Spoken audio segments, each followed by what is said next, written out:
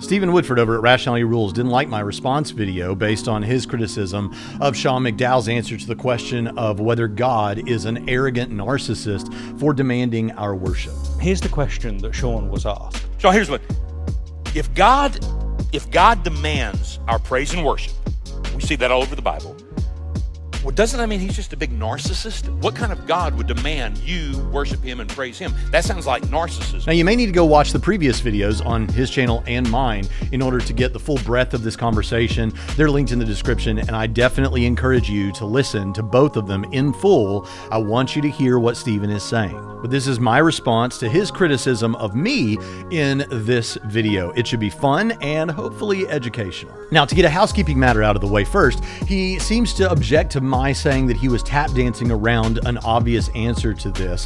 The obvious implication of Braxton saying that I'm tap dancing around the answer is that I know the answer, but I want to sin, and I want to keep you as atheists. It's a classic apologetic tactic to get his audience to doubt the integrity of atheists. And he thinks that this is just a common apologist tactic.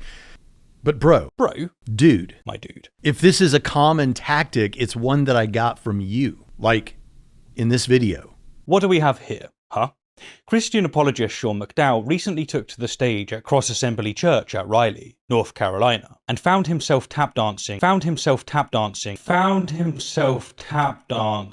around a rather prickly question. Now, as for whether you were tap dancing around the obvious answer, I'll take you at your word. You didn't think that some Christian might object to what you were saying by pointing out that worshiping God was actually good for us. When you were thinking of what Christians might say in response to your video, it just didn't occur to you that we might say that what God commands is what's good for us. Now, after explaining how we got here, he's probably just setting up for his commercial that he wants to do when he says that I'm guilty of spin. You're about to see a spin of a story by Braxton. But my dude, the notion that God's commands for us to worship is good for us is not some kind of ad hoc, out of nowhere spin. This is why the objections seem like an obvious answer that you just didn't address. So he doesn't like that I focused on his use of arrogance rather than his use of narcissism, as if I'm running from these definitions. And what's the definition of narcissism, Braxton? Come on, show your audience. Bring it on screen. Don't be doing me dirty like this. For instance, the Oxford Languages Dictionary defines arrogance as having or revealing an exaggerated sense of one's own importance or abilities. Now, if we're doing an internal critique... You're gonna do it. You're gonna define narcissism, right? It should be obvious that on any real attempt at a definition of narcissism or arrogance, my response is going to be the same or pretty much the same. Fortunately, we can make this point very easily because Stephen gives us a definition of narcissism that clearly he approves of. But first, Stephen is going to argue that I and Sean missed his point that it's not about whether such a God would be worthy of worship. His actual claim is that God's demands for worship don't make sense of an omni-God so defined. Braxton has completely failed to tackle my argument, and indeed, the argument that Sean was responding to. That is, why does God demand worship? Not why does he deserve worship? This is weird since he knows and is going to play me clarifying what his concern is. So what Stephen is essentially doing is saying, if we imagine your God as you say, then does it make logical sense for him to demand worship? Stephen doesn't think so. Yep. So far, so good. And addressing it directly. Can you think of any reason why God still might demand our worship if he doesn't need it for his own ego? What makes sense of everything Sean says and addresses Stephen's criticisms? If God exists as the very locus of truth, goodness, and beauty, then orienting your life worshipfully around the source of truth, goodness, and beauty is the best thing for mankind. It's good for you to orient your life around the locus of all truth, goodness, and beauty. So back to definitions. Here's the definition of narcissism that he approves of. Excessive interest in or admiration of oneself. Now, what I said in my response video about arrogance was, for instance, the Oxford Languages Dictionary defines arrogance as having or revealing an exaggerated sense of one's own importance or abilities. If we're talking about a God who has the omni attributes, is he displaying an exaggerated sense of self-importance when he demands our worship? No. And now let me show you how this same thing works on the definition of narcissism that Stephen provides. If God is omniscient, omnipotent, and omnibenevolent, and is the locus of all truth, goodness, and beauty, then to say that God is excessively interested in truth, goodness, and beauty himself is not even possible. One cannot be excessively interested in or admiring of truth, goodness, and beauty. This is also the symmetry breaker in the example that you give. Watch. Suppose we walk past a street artist who's genuinely a genius, and she's painted an incredible depiction of a church. Braxton and I clearly see that she is wildly talented. And so when she comes up and tells us that she's a giga-chad genius, we might find her comment cringeworthy, arrogant even. But at the end of the day, she's right. She is a brilliant artist. But then suppose she demands that we get on our knees and sing her praises. Then what? Is Braxton going to drop and grovel? Is he going to tug at my jeans and say, bro, we have to kneel. She's just that brilliant. He is the creator, and in this sense, wholly different than us. And when I refuse and she bashes me over the head with a stool, is Braxton going to say nothing? Is he going to see me as the aggressor here?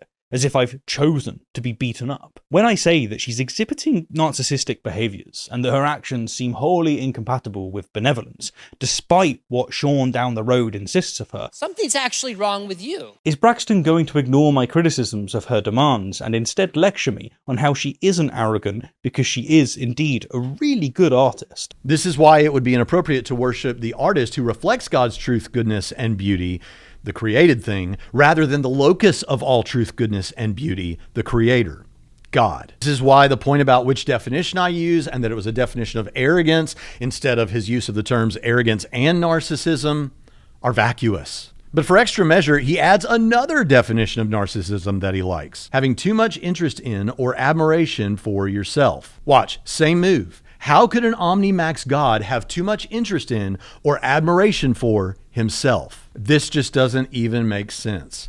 Counter apologist, man, I'll tell you.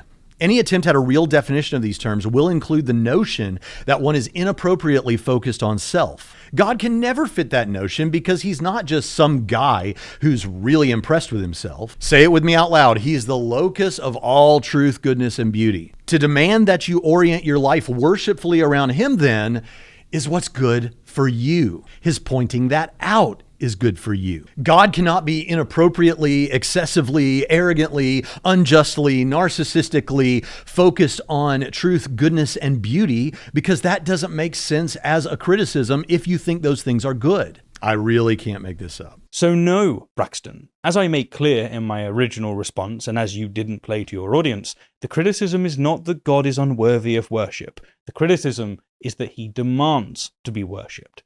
That is the issue. That is the tension. Why does he keep saying this when he knows that I clarify his position? Then does it make logical sense for him to demand worship? Yep.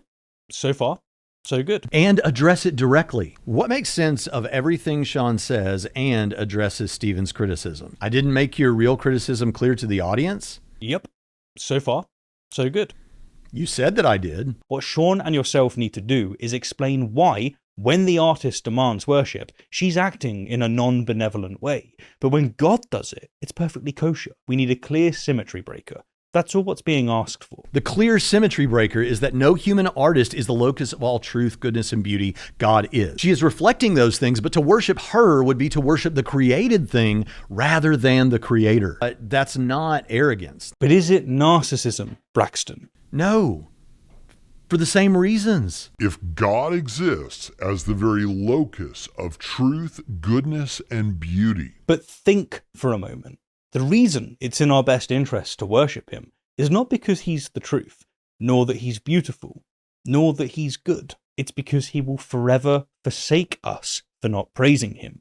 First of all, no, even without hell, it's still best for you to orient your life worshipfully around the locus of all truth, goodness, and beauty. But just so there's no more accusations of tap dancing here, one, you literally AI'd up a picture of eternal conscious torture. Torture If one does not share your very fundamentalist understanding of final judgment, then you lose a lot of the rhetorical force here. And for what's left, a God of all truth, goodness, and beauty is just. He's just because that's part of his goodness. Let me illustrate. If after World War II we had captured Adolf Hitler, it would be unjust and not good and not what a good person would do to just hug him, pat him on the back, and say, now, don't do a Holocaust again. That would be bad. That would not be goodness. That would be unjust.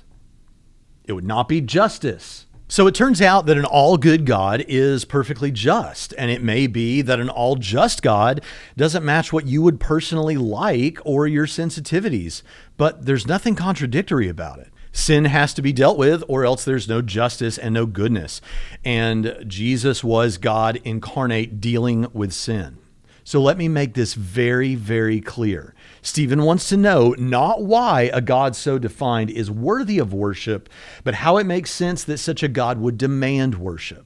Seems arrogant and narcissistic, but it's not. The symmetry breaker is that God is the creator, not the creation, the locus of all truth, goodness, and beauty, not the created thing. He cannot be excessively self-interested and therefore is not. His demand that you worship him, that you worshipfully orient your life around the locus of truth, goodness, and beauty is what's good for you, and therefore it's not arrogant or narcissistic.